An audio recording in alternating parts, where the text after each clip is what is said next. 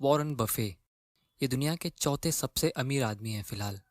इनका नेटवर्थ है $80 बिलियन, जिसको हम अगर इंडियन करेंसी में कन्वर्ट करें तो ये होते हैं 6,00,000 करोड़ रुपये। फिलहाल मार्केट क्रैश की वजह से इसकी वैल्यू बहुत कम है, नेक्स्ट ईयर और ज़्यादा होगी। इन्होंने अपने अमीर बनने की जर्नी की शुरुआत सिर्फ $1,000 से की थी। 2007 में ये दुनिया के सबसे अमीर आदमी बने। इनको इन्वेस्टिंग की फील्ड में गुरु माना जाता है। जिस तरह ये इन्वेस्टिंग पे फोकस करते हैं और जो माइंडसेट रखते हैं वो आप खरीद नहीं सकते। इन्होंने काफ़ी कम उम्र में छोटे मोटे जॉब करना शुरू कर दिए और दोस्तों इनकी लाइफ को स्टडी करके ही हम बहुत सारे इंपॉर्टेंट लेसन सीख सकते हैं।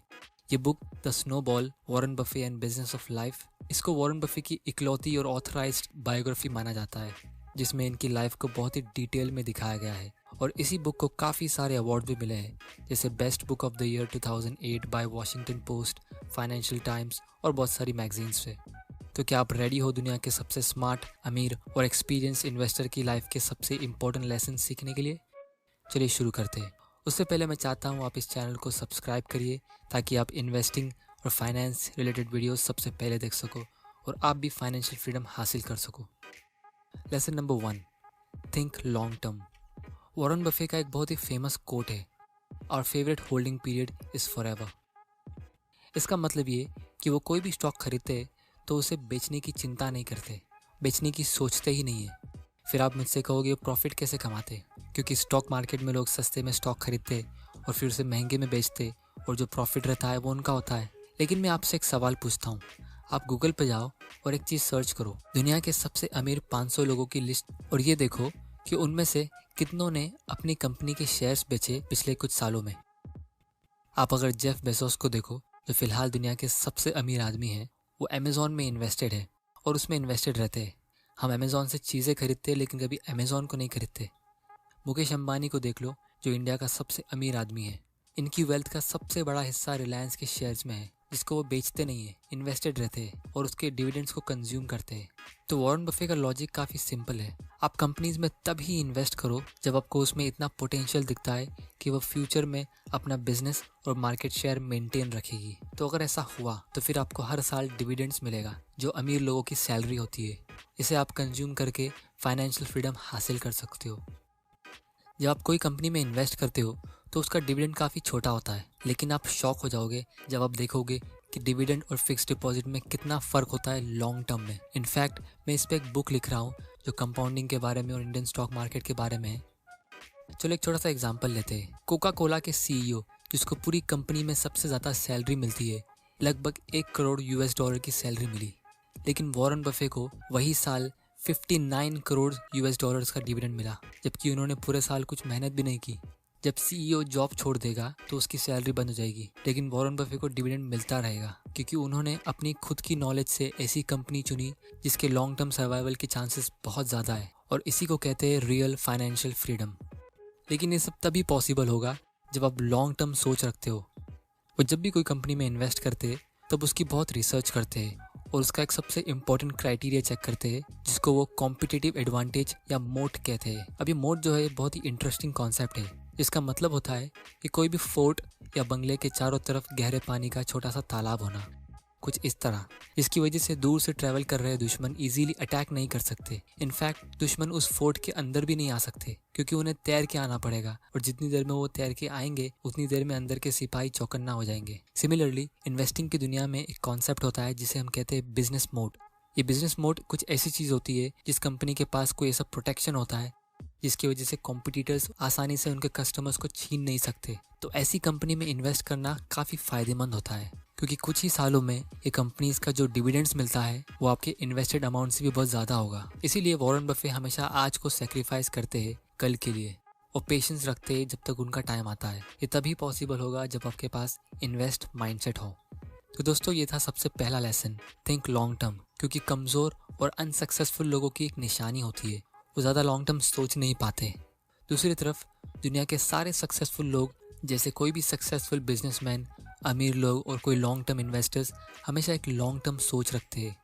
दुनिया में शॉर्ट टर्म में पैसा लिमिटेड होता है, तो अगर आपको शॉर्ट टर्म में जल्द ही अमीर बनना है तो आपको किसी और की जेब से पैसा लेके अपनी जेब में डालना होगा, जैसे लॉटरी विनर्स। लेकिन लॉन्ग टर्म में पैसा अनलिमिटेड होता है, जैसे जॉब्स, कंपनीज, बिजनेस, वरना हम आज भी जंगल में होते और जानवरों का शिकार कर रहे होते अपने सर्वाइवल के लिए। जितने भी बुरे फाइनेंशियल एडवाइजर्स होते हैं, day traders, stock market brokers, ये सब शॉर्ट टर्म थिंकिंग रखते हैं, ये सिर्फ अपना सोचते हैं, जिसको हम ग्रीडी कहते हैं। और अच्छे फाइनेंशियल एडवाइजर्स, अच्छे coaches, true long term investors, ये हमेशा एक दूसरे को अमीर बनाने की कोशिश करते हैं और इसीलिए खुद भी अमीर बनते हैं। Lesson number 2, start early. Warren Buffett जब छोटे थे तो उन्होंने पिनबॉल का बिजनेस स्टार्ट किया, जिसमें उन्होंने पुरानी पिनबॉल की मशीन्स खरीद के अच्छे लोकेशंस पे रख दिए, जैसे हेयर कटिंग सैलून्स के पास, क्योंकि वहाँ लोगों को वेट करना होता है। तो टाइम पास करने के लिए लोग कुछ ना कुछ गेम तो खेलेंगे ही। वो टाइम पे फ़ोन्स तो नहीं होते थे। अब वॉरेन बफे वो टाइम पे इतने छोटे थे तो उनको पता था कि वो सैलून ओनर्स उनका फ़ायदा उठा सकते हैं। तो जब भी उनके पास बात करने जाते, उनको ऐसा कहते कि वो अपने बॉस के बिहाफ में आए हैं, लेकिन वो एक्चुअली में खुद ही बॉस थे। काफ़ी कम उम्र में उन्होंने अपना बिजनेस और इन्वेस्टमेंट शुरू किया, जिसे मैं इस बुक का सेकंड इम्पोर्टेंट लेसन मानता हूँ। 9 साल की उम्र में उन्होंने कोक बेचना शुरू किया। 10 साल की उम्र में उन्होंने फुटबॉल के ग्राउंड में सिंग चने बेचना शुरू किए। 11 साल की उम्र में उन्होंने $120 जमा कर लिए थे, जो आज की तारीख के हिसाब से लगभग $3000 होते हैं और इंडियन करेंसी के हिसाब से लगभग 2 लाख रुपये। 12 साल की उम्र में उन्होंने न्यूज़पेपर डिलीवरी का काम शुरू किया और ये सब्सक्रिप्शन बेस्ड था, जिससे उन्हें हर मंथ इनकम मिलती थी। उनकी हर महीने की इनकम थी $175, जो कि उनकी स्कूल टीचर से भी ज़्यादा थी। इनफैक्ट जब वो अपनी हायर स्टडीज़ के लिए यूनिवर्सिटी में पढ़ने गए, जहाँ बेंजामिन ग्राहम उनके प्रोफेसर थे, तब वॉरेन बफे ने बेंजामिन ग्राहम की लिखी हुई सारी किताबें ऑलरेडी पढ़ी हुई थी, लेकिन वो फिर भी उस यूनिवर्सिटी में एडमिशन लेने गए, क्योंकि उन्हें देखना था कि बेंजामिन ग्राहम सोचते कैसे हैं और वो लोगों का पैसा कैसे हैंडल करते हैं। और इसी तरह उन्होंने अपनी लाइफ में बहुत ही जल्दी अपना पैशन ढूंढ लिया। अब हम यहाँ पे इन्हें लकी कह सकते, क्योंकि लोग 25 साल की उम्र होने के बाद भी पैशन नहीं ढूंढ पाते। लेकिन अगर आप नोटिस करोगे तो वॉरेन बफे ने अपने करियर की शुरुआत ही इतनी जल्दी की थी कि वो हर काम करने लगे थे। बहुत सारे ऐसे छोटे मोटे जॉब्स जो उनकी रिकॉर्ड में भी नहीं है। और जब आप इतना एक्सपेरिमेंट करते हो तो लक आपके फेवर में होता ही है। आज की तारीख में हम ग्रेजुएशन हो जाने के बाद जॉब्स ढूंढते हैं, और वो भी लोगों को आसानी से मिलता नहीं है। और बुक्स तभी पढ़ते हैं जब हमें एग्ज़ाम देना होता हो। इसीलिए अगर आप किसी भी सक्सेसफुल आदमी से पूछो कि लक को कैसे हासिल करते, तो वो यही कहेंगे, learn more, try more, fail more. तो दोस्तों, ये था लेसन नंबर 2, स्टार्ट अर्ली। फिर चाहे आप कोई साइड बिजनेस शुरू करो, कोई हॉबी या कोई इन्वेस्टमेंट, आप जितना जल्दी शुरू करोगे आप उतना जल्दी उसे सीखोगे और आप उतना जल्दी फाइनेंशियल फ्रीडम हासिल करोगे। Lesson number 3, the compounding effect. मान लो आप एक न्यू कंपनी में जॉब पे लगते हो। आप 8 घंटा काम करते हो और फिर आपका बॉस आपको छुट्टी देता है। फिर अगले दिन आप 7 घंटा 50 मिनट काम करते हो और आपका बॉस आपको छुट्टी देता है। आप थोड़ा कंफ्यूज होते हो क्योंकि आपने 10 मिनट कम काम किया है, लेकिन आप घर पे जाते हो। फिर तीसरे दिन आप 7 घंटा 40 मिनट काम करते हो और आपको छुट्टी मिल जाती है। और इसी तरह 7वें दिन आप सिर्फ 7 घंटा काम करते हो और आपका बॉस आपको छुट्टी देता है। आप थोड़ा कंफ्यूज होते हो और आप अपने बॉस से जाके पूछते हो कि आपने तो 8 घंटे की ड्यूटी पूरी की ही नहीं है। तो आपका बॉस आपको सिर्फ इतना जवाब देता है, क्योंकि तुमने कल काम किया था। अब ये सिंपल से एग्जाम्पल से हम कंपाउंडिंग इफेक्ट को समझ सकते हैं। जहाँ एक छोटा सा अमाउंट इन्वेस्ट करते हो तो उसका इंटरेस्ट भी इंटरेस्ट कमाता है।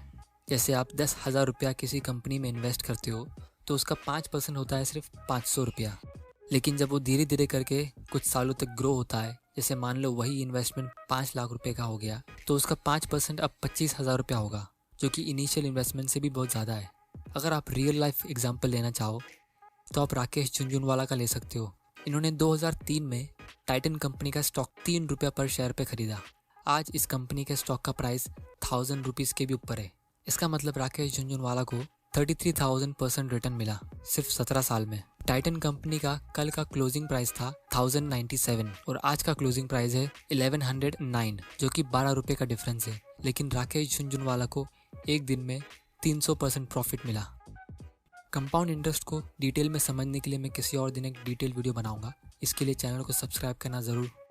तो दोस्तों, ये थी शॉर्ट समरी वॉरेन बफे की बायोग्राफी द स्नोबॉल की, जिसके 3 सबसे इंपॉर्टेंट लेसन मैंने आपके सामने पेश किए हैं। तो अगर आपको ये वीडियो से कुछ सीखने मिला तो इस चैनल को सब्सक्राइब करिए और मुझे सपोर्ट कीजिए, ताकि मैं आपके लिए ऐसे नॉलेजेबल वीडियोस लाता रहूँगा और आप भी जल्दी फाइनेंशियल फ्रीडम हासिल कर सकते हो।